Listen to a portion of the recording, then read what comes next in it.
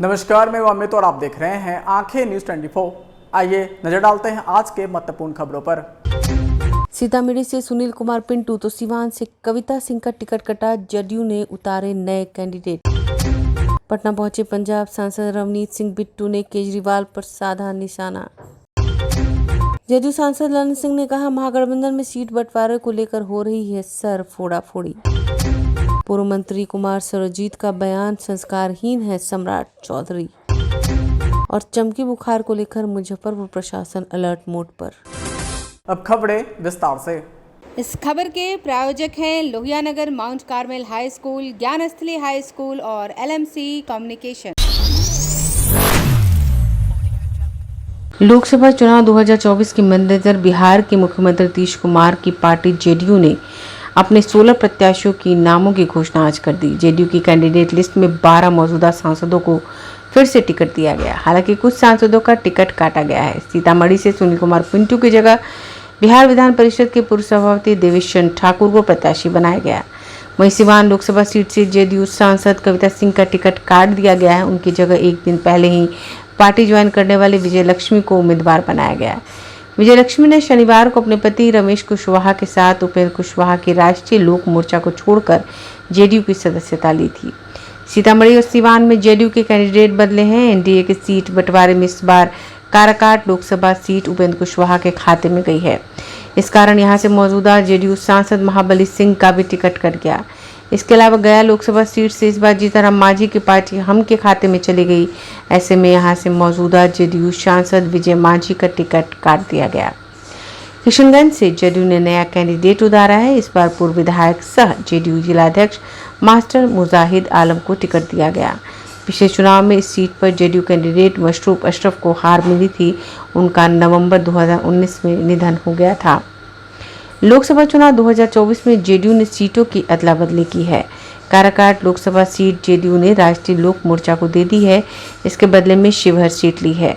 शिवहर से बाहुबली पूर्व सांसद आनंद मोहन की पत्नी लवली आनंद की टिकट दिया गया है। इसके कयास कई दिनों से लगाए जा रहे थे। आपको बताया दें कि इस लिस्ट में 16 प्रत्याशियों में 6 ओबीसी, 5 अति पिछड़ा वर्ग, 1 महादलित, 1 मुस्लिम और 3 सवर्ण समुदाय से हैं। साथ ही 2 महिला उम्मीदवार भी हैं। आपको बता दें, एनडीए के बीच हुए सीट बंटवारे को लेकर जदयू को 16 सीटें मिली थीं। अपने बयानों से सुर्खियों में रहने वाले जदयू विधायक गोपाल मंडल का नाम भी टिकट पाने वालों की लिस्ट में नहीं है। गोपाल मंडल ने भागलपुर लोकसभा सीट से न सिर्फ चुनाव लड़ने की इच्छा जताई थी, बल्कि बड़े बड़े दावे भी किए थे। उन्होंने भागलपुर के निवर्तमान सांसद अजय मंडल को छोटा भाई बताकर विधानसभा में जाने की सलाह दी थी। सियासत में दिलचस्पी रखने वालों के बीच यह चर्चा जोरों पर है कि गोपाल मंडल का अगला बयान या कदम क्या होगा। लुधियाना के सांसद रवनीत सिंह बिट्टू पटना पहुंचे।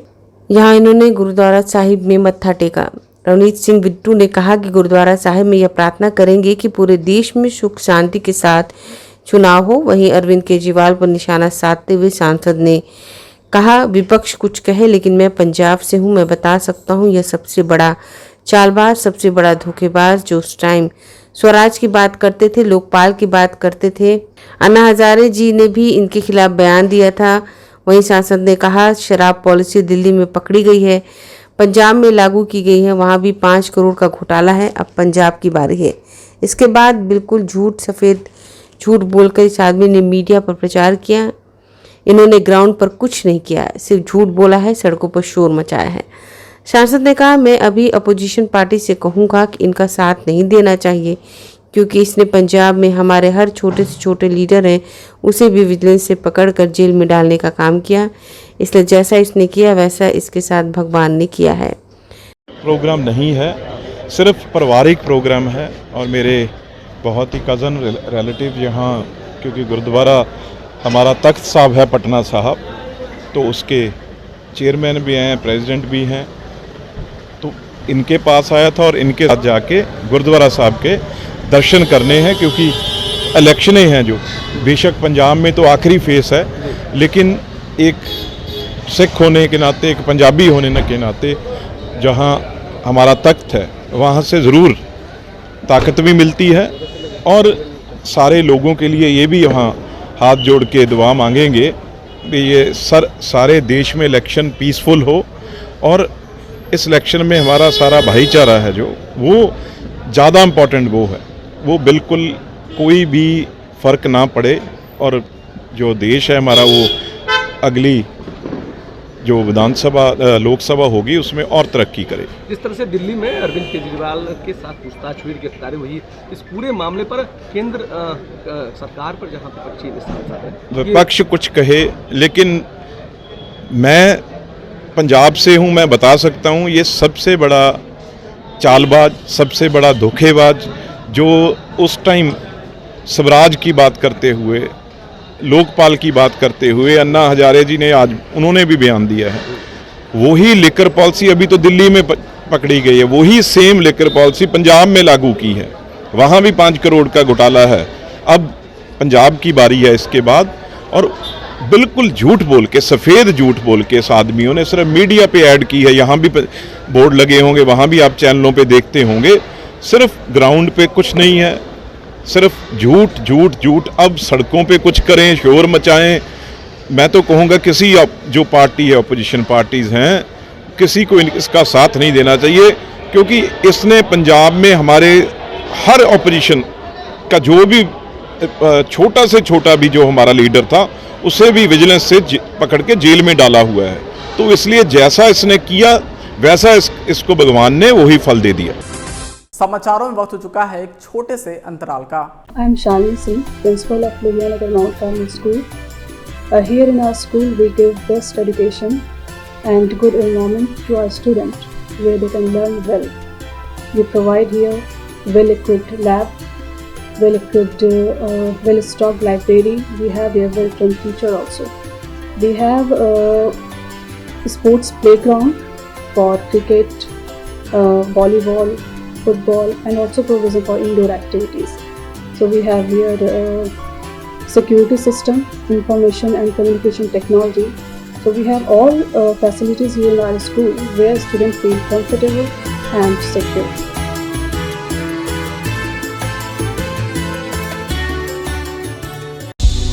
क्या आप पत्रकारिता के क्षेत्र में अपना कैरियर बनाना चाहते हैं?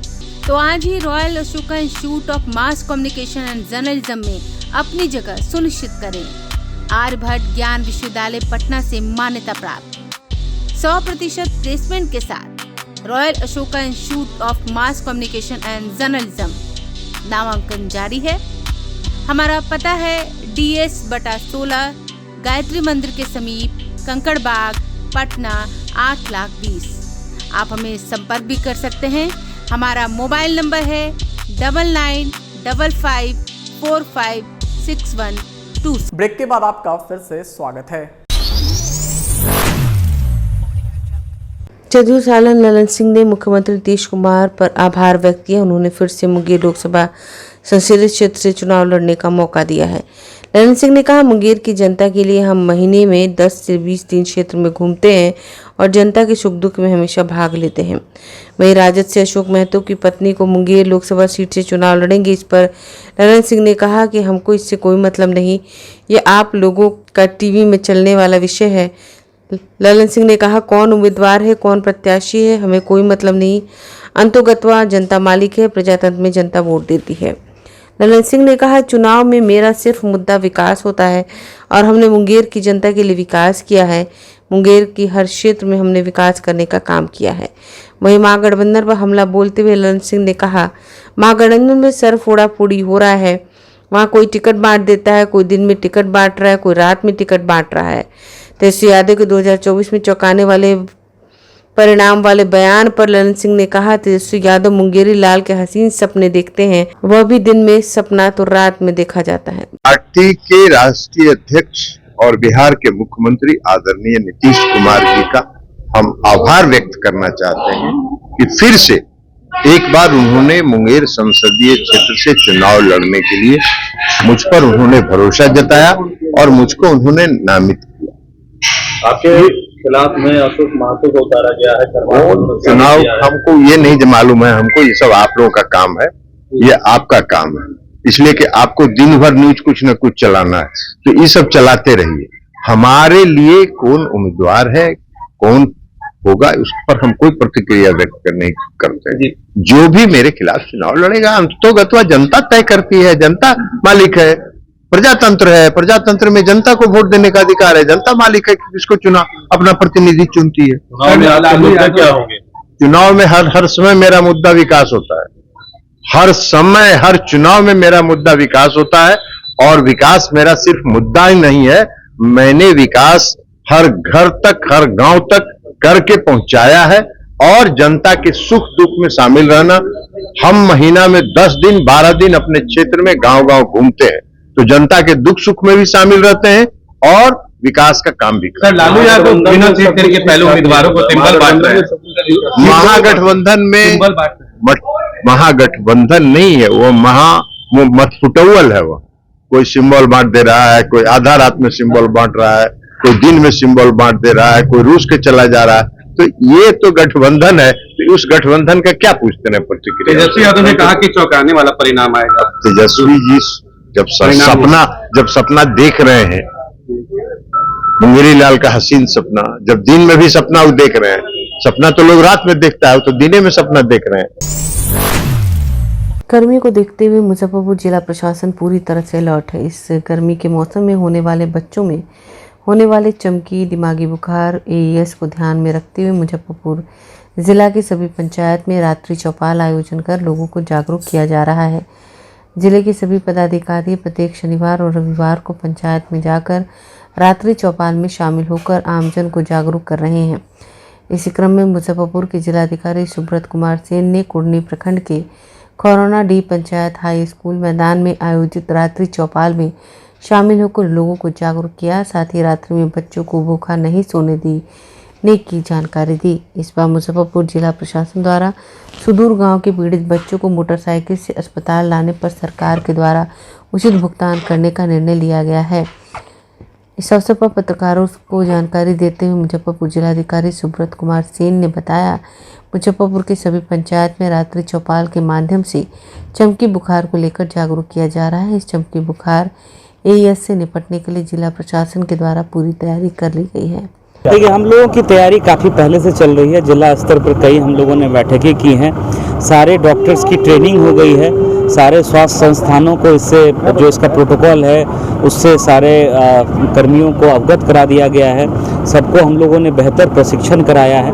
अब हम लोगों का जो कार्यक्रम है मार्च के दूसरे सप्ताह से, वो है कि अब हम लोग के सारे पदाधिकारी जिले के शनिवार की शाम में वो किसी न किसी गांव में जाएंगे और वहां पर जाकर के लोगों को जागृत करेंगे। वैसे सप्ताह भर का पूरा जो दिन का है वो एक चार्ट बना हुआ है जिसमें कार्यक्रम निर्धारित है कि कौन से दिन कौन सा कार्यक्रम करना है, ताकि आसपास के लोग जो है वो भी समझदार हो सके, जागरूक हो सकें इस बीमारी को लेकर के। कई बार होता है कि जानकारी होती है लेकिन वो जो है नज़रअंदाज कर देते हैं, और हम लोगों ने कई इस बार नया प्रयास किया है। जैसे कोई 2 व्हीलर से भी अगर बच्चे को अगर रात में या अर्ली मॉर्निंग बच्चे की तबीयत खराब होती है लेकर के स्वास्थ्य संस्थान में पहुंचते हैं तो उनका जो किराया होगा, जो भाड़ा होगा, वो भी सरकार देगी। इसके अतिरिक्त दवाइयाँ पर्याप्त संख्या में है, प्रोटोकॉल बिल्कुल फिक्स्ड है। तो सभी लोगों से मेरी अपील होगी कि अगर आसपास में आप कहीं देखते हैं कि कोई इस तरह का बच्चा जिसमें इस तरह के लक्षण हैं, ज़्यादा बीमार है, बुखार है, तो निश्चित रूप से स्वास्थ्य संस्थानों में ले जाइए और उनकी बेहतर चिकित्सा की व्यवस्था हम लोग जो है वो सुनिश्चित करें। इस बार कितने गाँवों को गोद लेकर इस तरह का सारे पंचायतों में जो है ये हम लोगों का कार्यक्रम, कोई भी पंचायत छूटा नहीं है। और जिला पदाधिकारी और डीडीसी जो है प्रत्येक शनिवार को किसी न किसी प्रखंड के किसी गांव में जा करके इस कार्यक्रम को अटेंड करेंगे। तो हम लोग सारे प्रखंड को कवर करेंगे और हर एक पंचायत में कोई न कोई पदाधिकारी जो है प्रत्येक सप्ताह निश्चित रूप से जाएगा, ये हम लोग इंश्योर कराएंगे। राज्य के उप मुख्यमंत्री सम्राट चौधरी द्वारा लालू यादव और रोहिणी आचार्य की किडनी को लेकर दिए गए बयान पर पूर्व मंत्री सह गया लोकसभा उम्मीदवार कुमार सर्वजीत ने कहा कि विद्यावान बाप का बेटा इतना बेवकूफ़ कैसे हो सकता है, हमको समझ में नहीं आता। सरकार में मंत्री हैं, इतने महान पुरुष के बेटा हैं, इतना नाम है पिताजी का। राजनीतिक जीवन में इस तरह किसी भी व्यक्ति पर कटाक्ष करना यह गलत परंपरा की शुरुआत है और यह कहीं ना कहीं संस्कारहीनता को दर्शाता है। अच्छे संस्कार के व्यक्ति इस तरह के बयान बाप और बेटी के रिश्ते को बदनाम नहीं कर सकता। कोई भी व्यक्ति राजनीतिक जीवन में पढ़ा लिखा है, अच्छे संस्कार मिला है, वह कभी इस तरह की बातें नहीं करेगा। उन्होंने कहा कि हम चुनौती देते हैं, भगवान न करे कभी उनको अपने पिताजी के लिए एक बोतल खून देने की आवश्यकता पड़ी तो आधा बोतल खून भी नहीं देंगे। यह लालू यादव की बेटी है। आप कल्पना करें किसकी बेटी है और किडनी का सवाल कर रहे हैं। अगर बीच चौराहे पर देश की खुशहाली के लालू यादव ने यह कह दिया कि बेटा और बेटी फांसी लगा लो, देश खुश रहेगा, तो बेटा और बेटी दोनों चौराहे पर फांसी लगा लेंगे। देश प्रेमी हैं वह और देश की बात करते हैं। सबको पता है कि लोकसभा का महापर्व और इस देश का महापर्व, लोकतंत्र का महापर्व, और सबसे पहले मैं गया जिला के तमाम अपने कार्यकर्ताओं को, अपने विधायकों को, अपने पूर्व विधायकों को, पूर्व सांसदों को, गया जिला के सभी जनप्रतिनिधियों को, महागठबंधन के सभी पार्टी के पदाधिकारियों को, अक़लियत को, पिछड़ों को, सभी जाति धर्मों को मैं बहुत शुक्रिया अदा करता हूं कि मुझे गया जिला के लोगों ने शक्ति प्रदान की। उसी के तहत पार्टी ने जो है मुझे फैसला दिया कि आपको लोकसभा का चुनाव लड़ना है। उसी के तहत आज पार्टी के कार्यकर्ताओं के साथ बैठक थी कि 28 तारीख को नॉमिनेशन है। गया कॉलेज के जो सामने खेल परिसर है वहाँ पे सभी कार्यकर्ताओं को आग्रह की गई है कि इस महापर्व में उन लोग शामिल हों।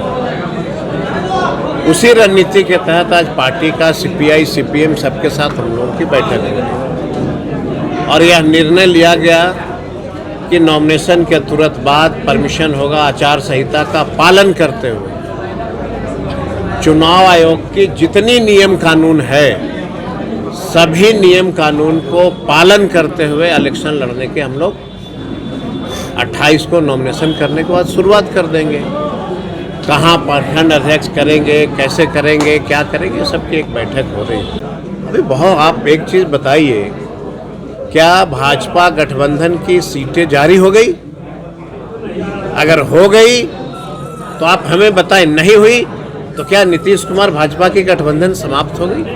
आपने सवाल पूछा, मैं जवाब देता हूँ। आपका जो बैनर लगा हुआ है उसमें इंडिया गठबंधन के एक भी नेता नहीं है। अभी आपकी पार्टी के अलावा ऐसा है कि ये पार्टी कार्यालय है और हम उम्मीदवार कब बनेंगे?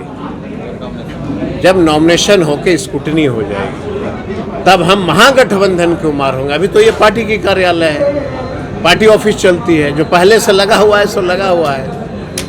तो बहुत शुक्रिया है कि आप किसी बात को बड़ा जल्दी पकड़ लेते हैं, लेकिन समर्थन आप पत्रकार के साथ ही हमें भी जरूर दीजिएगा। ये मैं प्रार्थना करता हूं और कामना करता हूं। मांझी जी अयोध्या गए हैं दर्शन करने के लिए, क्या कहेंगे? देखिए, मांझी जी के लिए अयोध्या मंदिर है और इस देश के सभी जाति धर्मों के लिए मंदिर मस्जिद होता है।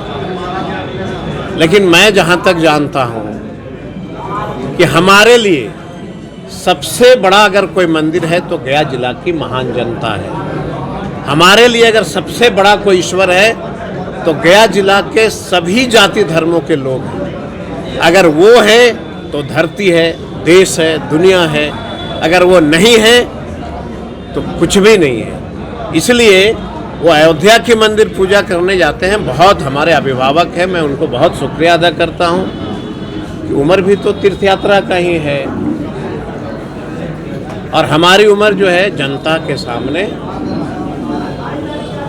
हाथ फैलाने का है। हमारा ईश्वर जनता होता है। तो हम तो यही कहेंगे कि जनता मालिक होता है और जनता ने मुझे अगर मैंडेट दिया तो अजमेर शरीफ में चादर चढ़ाऊंगा और अयोध्या के भी मंदिर में पूजा करूंगा मेरे लिए। और अगर गिरजा कहीं आप बता देंगे तो वहाँ भी हम पूजा प्रेयर कर लेंगे। हमारे लिए सब है। एक बात को समझिए, हम सिर्फ अयोध्या नहीं जा सकते हैं। इस देश में जितने जाति धर्म हैं, हम इलेक्शन जीतने के बाद सभी जाति धर्मों के मंदिर में और मस्जिद में जाके हम प्रणाम करेंगे। सर, आपके प्रतिद्वंदी होने वाले जीतन अंबानी जी काल्पनिक बताने वाले राम भगवान को अब तुलना कर रहे हैं भगवान बुद्ध से। और देखिए, बहुत अच्छा प्रश्न आपने छेड़ा। मैं बहुत बधाई देता हूँ। हमारे पिता तुल्य हैं, लेकिन मुझे एक चीज़ समझ में नहीं आया कि दरभंगा मंदिर में गए तो उन्होंने कहा कि ब्राह्मणों ने मंदिर धो दिया। अभी कुछ दिन पहले मैंने वीडियो देखा, उन्होंने कहा कि ब्राह्मण पूजा करा के ठगता है। उसके बाद हमने देखा कई तरह की उनकी भाषाएं होती है, उसमें हमें टिप्पणी नहीं करना है, ठीक है। लेकिन उन्होंने जो मुझे संस्कार दिया है, हमारे पिता तुल्य हैं, यहाँ पिता तुल्य बैठे हैं, तो संस्कार इन लोगों ने क्या दिया मुझे कि सभी जाति धर्मों को प्यार और स्नेह देना है, मान और सम्मान देना है। मैं तो वही जानता हूँ। और फिर से मैं एक बार रिपीट करता हूँ कि अगर गया जिला के जनता ने मुझे मैंडेट दिया, अयोध्या, अजमेर शरीफ, चर्च, अब जो है काली मंदिर, जितने प्रकार के इस देश में महान मंदिर हैं, हम सब में जाके मत्था टेकेंगे। देखिए, पता नहीं, मुझे एक चीज़ समझ में नहीं आया कि सम्राट चौधरी के पिताजी विद्वान बेटा, माने विद्वान बाप का बेटा इतना बेवकूफ़ कैसे हो सकता है, हमको समझ में नहीं आया। मंत्री हैं, इतने महान पुरुष के बेटा हैं, इतना नाम था पिताजी का। राजनीति जीवन में किसी भी व्यक्ति पे इस तरह की कटाक्ष करना, ये गलत परंपरा की शुरुआत है और ये संस्कारहीनता का ये मामला है। अच्छे संस्कार के व्यक्ति इस तरह के बाप और बेटी के रिश्ता को बदनाम नहीं कर सकता है। कोई भी राजनीति जीवन में अगर वह व्यक्ति पढ़ा लिखा है, अच्छा संस्कार सीखा है, तो एक बाप बेटी का पवित्र रिश्ता को मैं तो चुनौती देता हूँ। भगवान न करे अगर उनके पिता को कोई बीमारी होगा तो आधा बोतल खून भी नहीं दे पाएंगे। ये लालू यादव की बेटी है, कल्पना करिए किसकी बेटी है। और किडनी का सवाल आप कर रहे हैं। अगर बीच चौराहे पे देश की खुशहाली के लिए अगर लालू यादव ने कह दिया कि बेटा और बेटी दोनों जो है फांसी लगा लो, देश खुश रहेगा, तो चौराहे पर उनके परिवार जो है सब कुछ फांसी लगा दें। देश प्रेमी हैं उन लोग, देश की बात करते हैं। हम किसी एक व्यक्ति पे कटाक्ष नहीं करते हैं। अगर आप भी अपने दुकान, प्रतिष्ठान, school, college, coaching centre, restaurant, cafe का विज्ञापन देना चाहते हैं, वो भी किफ़ायती दर पर, तो आंखें न्यूज़ 24 लेकर आया है आपके लिए एक सुनहरा मौका। आंखें न्यूज़ 24 न्यूज़ पोर्टल की दुनिया में बिहार का सबसे उभरता हुआ चैनल, जहां बिहार झारखंड से जुड़े तमाम बड़ी खबरें देखने को मिलती है। तो देर किस बात की, आज भी जुड़े आंखें न्यूज़ 24 के साथ। संपर्क करें हमारे व्हाट्सएप नंबर 8935876430 पर। क्या आप पत्रकारिता के क्षेत्र में अपना कैरियर बनाना चाहते हैं? तो आज ही royal Ashoka institute of mass communication and journalism में अपनी जगह सुनिश्चित करें। आर्यभट्ट ज्ञान विश्वविद्यालय पटना से मान्यता प्राप्त 100% प्लेसमेंट के साथ royal Ashoka institute of mass communication and journalism नामांकन जारी है। हमारा पता है DS/16 गायत्री मंदिर के समीप, कंकड़ बाग, पटना 8,20,000। आप हमें संपर्क भी कर सकते हैं। हमारा मोबाइल नंबर है 9955456126।